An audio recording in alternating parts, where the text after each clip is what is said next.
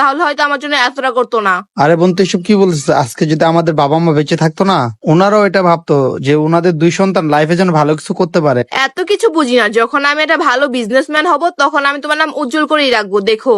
হ্যাঁ বোন, আমি সবসময় তোর জন্য দোয়া করি, তুই যেন ভালো একজন বিজনেসম্যান হতে পারিস। এই ঘটনাই ঘটছিল।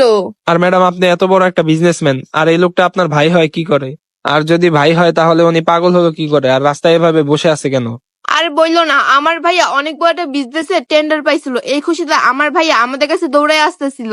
এই সময় বড় একটা ট্রাক আমার ভাইকে অ্যাক্সিডেন্ট করে, এরপর থেকে আমার ভাই পাগল হয়ে যায়। তখন থেকে সে আমাদের সাথে আর কথা বলে না। ভাইয়াকে ভালো একটা মেডিকেলে ভর্তি করছিলাম, ভাইয়া সে হসপিটাল থেকে পালিয়ে আসছে।